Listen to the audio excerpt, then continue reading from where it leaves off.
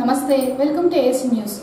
RTC డ్రైవర్లు, కండక్టర్లు వారి విధుల పట్ల సమయపాలన అనేది తప్పనిసరిగా పాటించాలని, సమయానికి కండక్టర్లు, బస్ డ్రైవర్లు కోఆర్డినేషన్తో బస్సు పాయింట్లో ఉంచి ప్రయాణికులకు ఎక్కడ ఇబ్బందులు కలగకుండా చూడాలని ఏపీఎస్ఆర్టీసీ డిప్యూటీ సిటిఎం షమీం అన్నారు.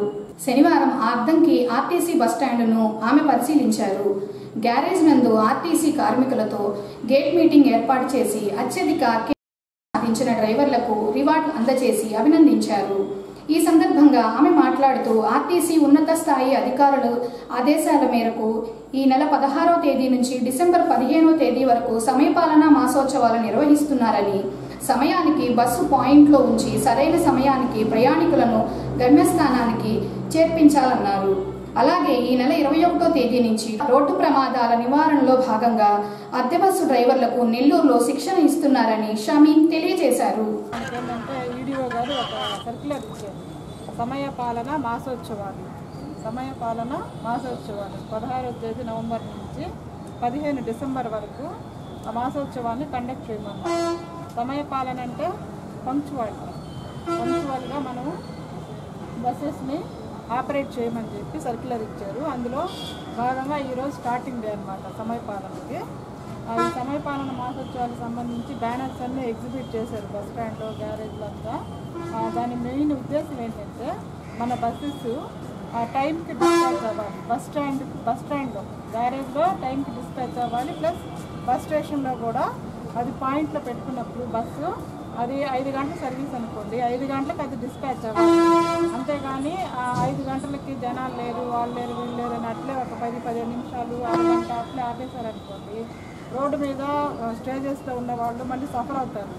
అందుకని టైమ్లీ డిపాచర్ బస్ స్టేషన్స్ అనేది ఇంప్లిమెంట్ చేయమన్నారు. డ్రైవర్లు, కండక్టర్లు కంపల్సరీ అది ఫాలో అవ్వాలి. 5 గంటల సర్వీస్ అంటే 5 గంటల గ్యారేజ్ నుంచి 4:45 అవుట్ అయిపోయి 5 గంటలకంతా బస్ స్టాండ్లో పెట్టుకొని 5కి మొత్తం డిస్పాచ్ అవ్వాలి ప్యాసింజర్ తెప్పించుకొని. ఎందుకంటే ఫర్ ఎగ్జాంపుల్ ట్రైన్లు ఉన్నాయి. ట్రైన్లు 1 గంటకు ట్రైన్ అనుకోండి, 1 o'clockకి మనం 1:10కి వెళ్తే ట్రైన్ అక్కడ ఉంటుందా? వెళ్ళిపోద్ది. పలానా ప్యాసింజర్ రాలేదు, సీట్ నెంబర్ 36 అని ఎవరు పట్టించుకోరు. అంటే టైంని డిపాచ్ టైంగా వెళ్ళిపోతాయి. ఫ్లైట్ కూడా అంతే. అట్లా మనం కూడా ఆర్టీసీ మన బస్సెస్ కూడా టైంకి డిస్పాచ్ అవుతాయి అనేది పబ్లిక్లో వెళ్తే మనకి మంచి అక్కడి నుంచి స్పందన అనేది వస్తుంది. ఎక్కువ మంది ప్యాసింజర్స్ మన బస్సెస్లో ట్రావెల్ చేయడానికి ఆస్కారం ఉంటుంది. హైర్ బస్ డ్రైవర్లు, on call drivers. Hire bus డ్రైవర్లకు ఎందుకు ఇస్తున్నామంటే కొన్ని యాక్సిడెంట్లు చూస్తే ఎక్కువ అయ్యే యాక్సిడెంట్, కార్ల యాక్సిడెంట్ కానీ మేజర్ యాక్సిడెంట్ కానీ హైర్ బస్ డ్రైవర్ల వల్ల అవుతున్నాయి. ఎందుకు? వాళ్ళకి సరిగా ట్రైనింగ్ లేక ఆ హైర్ బస్ వాళ్ళు ఎవరినంటే వాళ్ళని తెచ్చి బస్సు ఎక్కించి దానివల్ల మనకి యాక్సిడెంట్లు అవుతుంది. అలిపిరి డిపో ఈ బస్సు అంటే ఎలక్ట్రికల్ బస్సు ఇనోవాని కొట్టేస్తుంది ఆపోజిట్ డైరెక్షన్, లారీని క్రాస్ చేస్తుంది.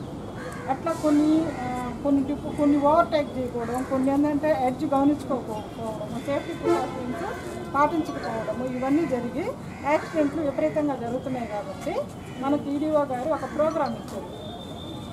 మన హైర్ బస్ డ్రైవర్లు, ఆన్ కాల్ డ్రైవర్స్ అంటే అందరికి ఐడియా ఉంది కదా. అంటే డైలీ వేజెస్ కింద మనం 800 ఇస్తాం వాళ్ళకి ఒక డ్యూటీకి.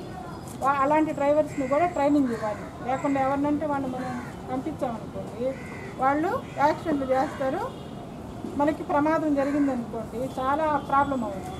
అందుకని వాళ్ళకి కూడా ట్రైనింగ్ ఇవ్వమన్నారు. ఆ ట్రైనింగ్ రేపు 21 నవంబరు 21 నుంచి జడ్ఎస్టీసీ నెల్లూరులో కండక్ట్ చేస్తారు.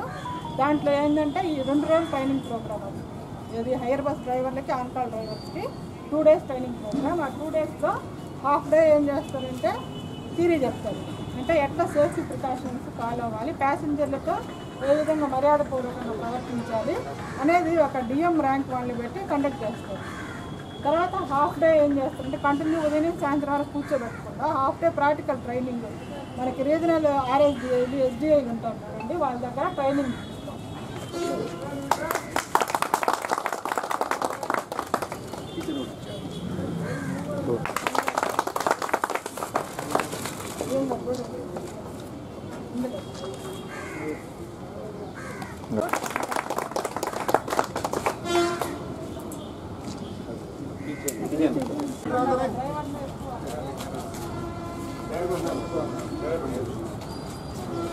అనేది మానిటర్ చేయడం అనమాట.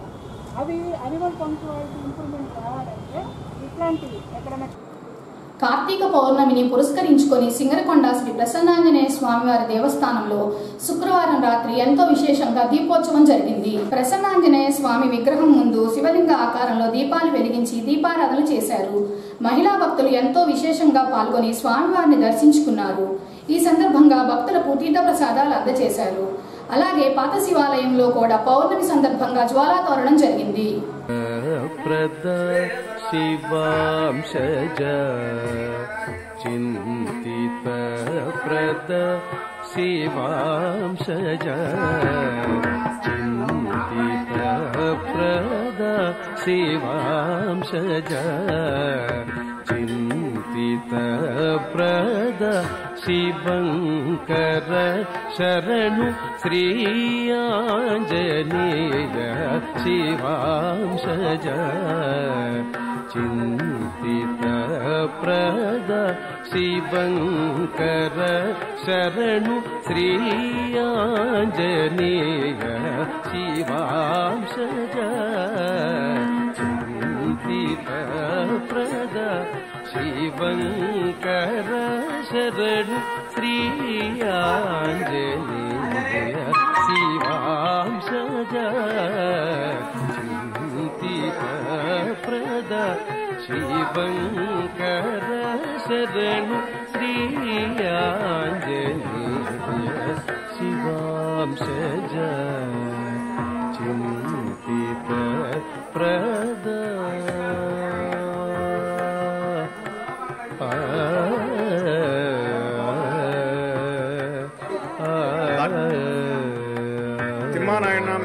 धर्मपत्नी ऋषिता नाम देवते कुशीनंदन नाम देवते श्रेष्ठानंदन सुंदर भव्य चरित्र भवनुत सुंदर भव्य चरित्र भवनुत सुंदर भव्य चरित्र भवनुत सुंदर भव्य चरित्र अवनतासुर हरिभयंकर अवनतासुर हरिभयंकर अवनतासुर हरिभयंकर शिवांशज चिंति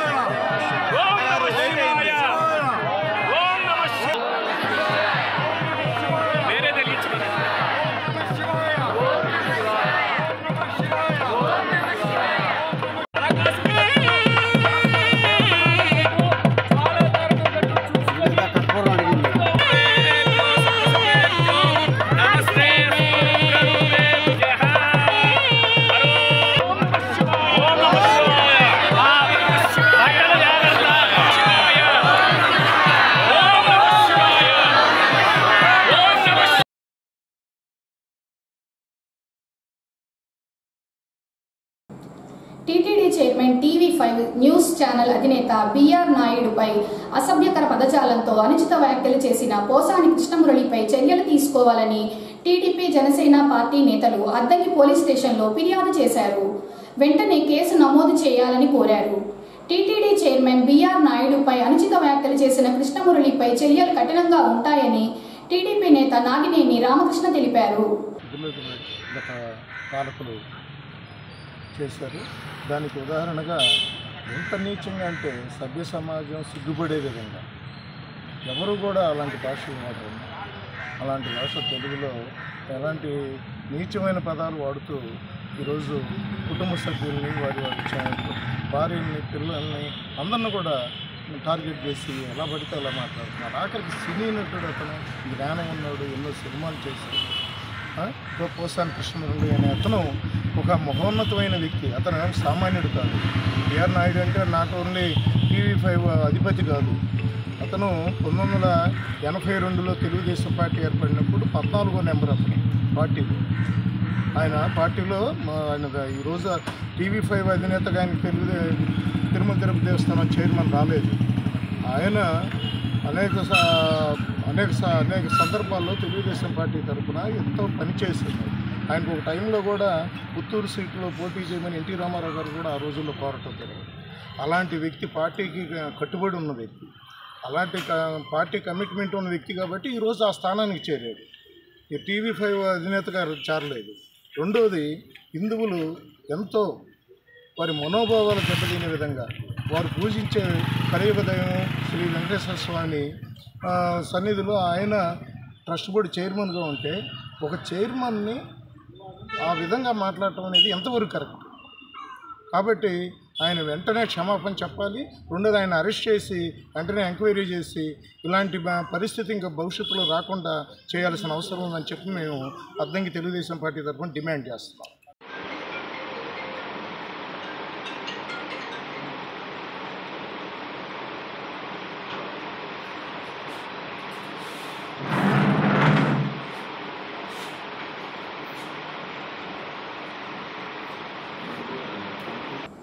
బల్లికురువ మండలం కొప్పెరపాడు గ్రామంలో డ్రైనేజీలు సక్రమంగా లేకపోవడంతో వర్షపు నీరు అంతా రోడ్డు మీద చెరువులా తలపిస్తున్నాయి. దీంతో స్థానిక ప్రజలు నీళ్లలో నుంచి నడుచుకుంటూ వెళ్తూ వారి పనులు చేసుకుంటున్నారు. అధికారులకు చెప్పిన ప్రయోజనం లేదని వాపోతున్నారు. అసలు కొప్పెరపాడు గ్రామ పంచాయతీ నిధులు ఖర్చు చేస్తున్నారా లేదా ఇంకా ఏమైనా చేస్తున్నారా అని ప్రజలు ప్రశ్నిస్తున్నారు. వర్షాలు పడిన ప్రతిసారి ఇదే పరిస్థితి వస్తుందని ఆవేదన వ్యక్తం చేస్తున్నారు. డ్రైనేజీలు లేకపోవడంతో వర్షం పడినప్పుడల్లా నీరు రోడ్ల మీద నిలిచిపోతుందని అధికారులకు చెప్పిన డ్రైనేజీ నిర్మాణం నేటికి చేపట్టలేదన్నారు. హైస్కూల్కి వెళ్లే విద్యార్థులు కూడా నీళ్లలో నుంచి నడుచుకుంటూ వెళ్లవలసిన పరిస్థితి వచ్చింది. కంప్లైంట్ ఇస్తున్నా, ఈ రోడ్డు ఇలానే ఉంది. నేను పుట్టి పెరిగినా ఇక్కడి నుంచి ఇంతవరకు ఎప్పుడూ నీళ్లు రాలేదు. 5-6 ఏళ్ళ నుంచి వస్తున్నా, ఎవరికి ఎన్ని కంప్లైంట్లు ఇచ్చినా మమ్మల్ని పట్టించుకునే వాళ్ళు లేరు. దయచేసి ఎవరో ఒకరు ఆదుకోవాలని మేము ఈ కంప్లైంట్ ఇస్తున్నాం.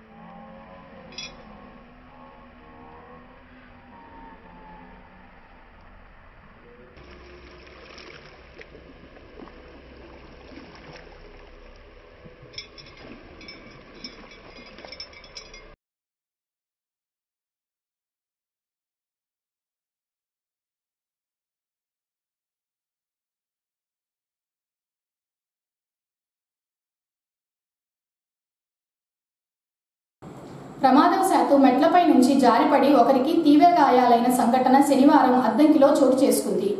పట్టణంలోని శాంతి స్వీట్స్ వద్ద కొటికలపూడి గ్రామానికి చెందిన హనుమంతరావు మెట్లపై నుంచి జారి పడడంతో తలకు తీవ్ర గాయాలు కాగా స్థానికులు 108 వాహనానికి సమాచారం ఇవ్వగా వారు వచ్చి బంగ్లా రోడ్లోని ప్రైవేటు వైద్యశాలకు తరలించారు. కొరుస్పాడు మండలం అనమనమూరు గ్రామంలో టీటీడీ హిందూ ధర్మ ప్రచార పరిషత్ ఆధ్వర్యంలో శ్రీ మహావిష్ణు దేవాలయంలో లోక కళ్యాణం గ్రామ అభివృద్ధి కోసం సామూహిక కుంకుమార్చన జరిగింది. కుంకుమార్చన కార్యక్రమంలో మహిళా భక్తులు విశేషంగా పాల్గొన్నారు. భక్తులకు చెన్నుపల్లి నాగేశ్వరరావు టీటీడీ నుంచి వచ్చిన స్వామివారి ప్రతిమ, కుంకుమ, పసుపు, కంకణాలు పంపిణీ చేశారు.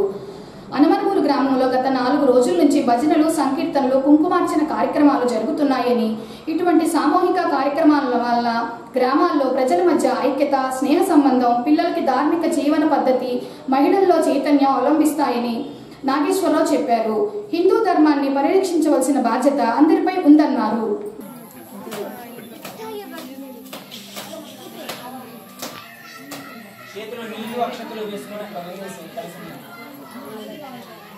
ओम यस्य स्मृत्यादनामोत्तारपूजा क्रियादिशो निमनं संपूर्णतां याति सद्गुणवन्देन मञ्जुलं मन्त्रहीनं क्रियाहीनं भक्तिहीनं महालक्ष्मी पूजनं यादेवा परिपूर्णं प्राप्ते अनयाख्यान आवाहनादि षोडशोपचारपूज्यान् भगवान् सर्वान् महत्त्वे महालक्ष्मी देवताः सुप्रीतो सुप्रसन्नो वरदो भवतु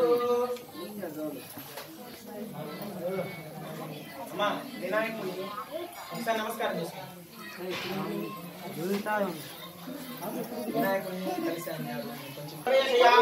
శోభనార్థం క్షేమాయ చెప్పండి. శోభనార్థం చే క్షేమాయ పునర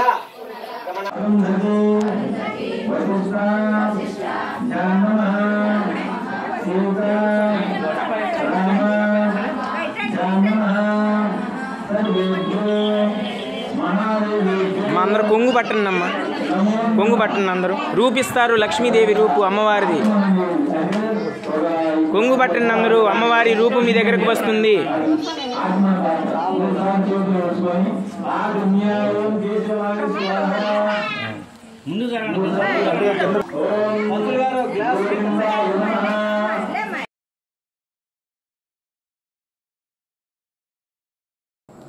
గుంటూరు లైఫ్ హాస్పిటల్ వారి ఆధ్వర్యంలో అద్దంకి నియోజకవర్గ మండలం గ్రామీణ పరిధిలోని ఆర్ఎంపీ, పిఎంపీ వైద్యుల అవగాహన సదస్సును ఆదివారం అద్దంకి పట్టణంలోని ముస్లింల షాదీఖానాలో నిర్వహిస్తున్నారని ఆర్ఎంపీ వైద్యులు సుబ్బారావు తెలిపారు.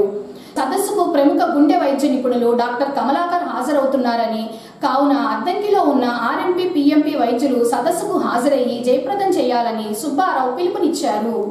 అందరికీ నమస్కారం.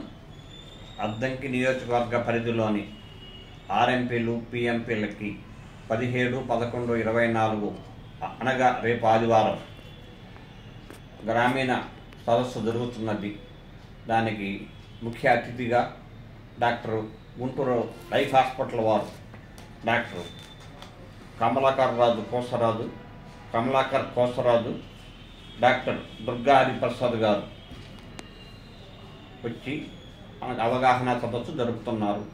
కాబట్టి తప్పనిసరిగా నియోజకవర్గ పరిధిలోని ఆర్ఎంపీలు, పిఎంపీలు రేపు మీటింగ్కి వచ్చి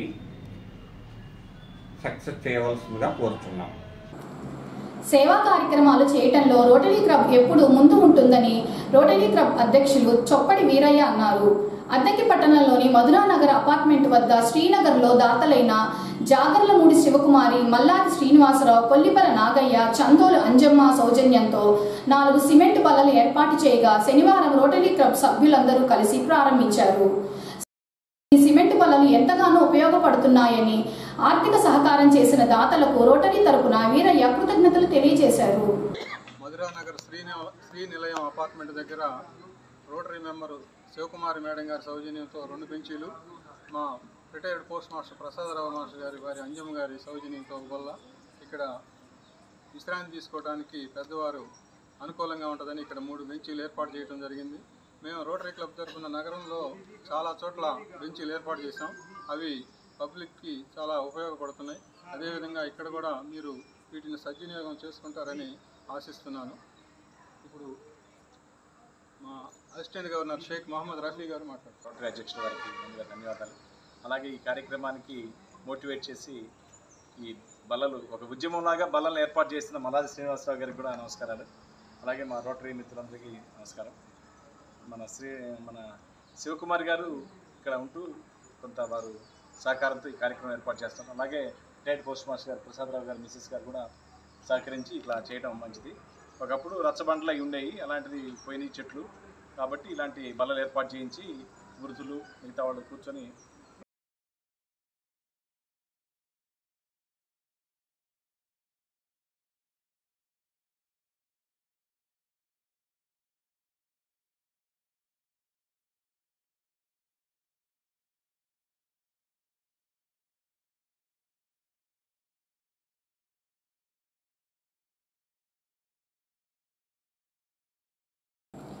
కార్తీక పౌర్ణమి సందర్భంగా భైరవకోన వద్ద అద్దంకి పట్టణానికి చెందిన వ్యాపారవేత్త తెలుగుదేశం పార్టీ నాయకులు గార్లపాటి శ్రీనివాసరావు వితరణతో శుక్రవారం రాత్రి అన్నదానం జరిగింది. ఈ కార్యక్రమంలో అద్దంకి నుంచి పలువురు తరలి వెళ్లి అన్నదాన కార్యక్రమంలో పాల్గొన్నారు. కార్తీక పౌర్ణమి కావడంతో నాగసాధువులు కూడా హాజరయ్యారు. ఈ సందర్భంగా వారు మాట్లాడుతూ భైరవకోనలో మహనీయులు తపస్సు చేశారని, ఇక్కడ కంటికి కనపడని శక్తులు ఉన్నాయని, త్రిముఖేశ్వరి అమ్మవారు ఉన్నారని, భక్తులు ఆ అమ్మవారిని దర్శించుకొని కోరికలు కోరటంతో నెరవేరుతాయని చెప్పారు.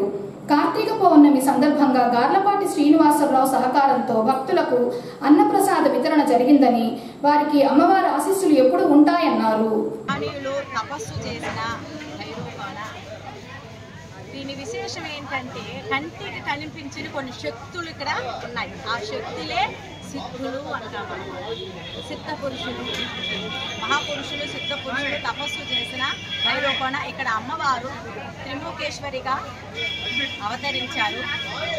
మహాకాళి, మహాలక్ష్మి, మహాసరస్వతి అనే 3 ముఖాలతో 3 శక్తులతో ఏకశక్తిగా త్రిముఖేశ్వరి అమ్మవారు ఇక్కడ అవతరించారు.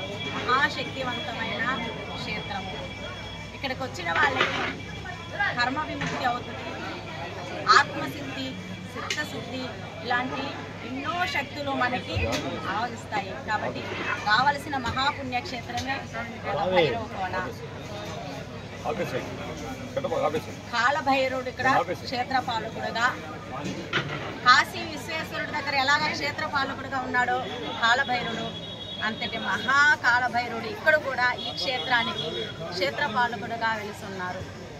కాశీ విశ్వేశ్వరుడి దగ్గర ఆయన్ని దర్శించుకున్నంత పుణ్యఫలము ఇక్కడ కాలభైరవుని దర్శించుకున్నంత పుణ్యఫలము మనకి లభిస్తుంది. అన్ని క్షేత్రాలకు తగినట్టుగానే ఈ క్షేత్రం కూడా గొప్ప పుణ్యక్షేత్రంగా ప్రసిద్ధి చెందుతుంది. ప్రతి ఒక్కరూ వచ్చి స్వాముల వారిని, అమ్మవారిని దర్శించుకొని ఇక్కడ జ్యోతి అనేది వెలిగించుకుని అఖండ జ్యోతి స్వరూపుడు అయిన ఆ ఈశ్వరుడి అనుగ్రహం ఆశీస్సులు, త్రిముఖేశ్వరి అమ్మవారి అనుగ్రహం ఆశీస్సులు నిలవేళలా ఉంటుంది. శ్రీ త్రిపుర భైరవేశ్వరానంద స్వామి, మేము ఆంధ్రప్రదేశ్ సాధు పరిషత్తు ప్రకాశం జిల్లా అధ్యక్షులుగా ఉన్నాము. అదేవిధంగా విశ్వ హిందూ పరిషత్తు ధర్మాచార్య ప్రముఖ ఒంగోలు శాఖలో మేము వర్క్ చేస్తూ ఉన్నాము. ఆనాటి నుండి ఈనాటి వరకు అంటే దరిదాపుగా ఈ భైరవకోనకు మేము గత 38వ సంవత్సరం నుంచి వస్తూ ఉన్నాము. ఎన్నో మార్పులు జరుగుతూ ఉన్నాయి. గత 7 సంవత్సరాల నుంచి ఇది 8వ సంవత్సరంలోకి అడుగుపెట్టాము. ప్రతి సంవత్సరము భక్తుల సహాయ సహకారాలతోటి కార్తీక పౌర్ణమి, మహాశివరాత్రి మరియు నవరాత్రుల సందర్భంగా భైరవకోనకు వచ్చేటటువంటి వేలాది మంది భక్తులకు అనేక రకాల నైవేద్యాలు తయారు చేసి వారికి అందించడం అనేది మా ఆనవాయితీగా వస్తూ ఉంది. ఈ భైరవకోన క్షేత్రాన్ని తీసుకుంటే 1 కోటి 1 శివలింగం గల మహాపుణ్యక్షేత్రము.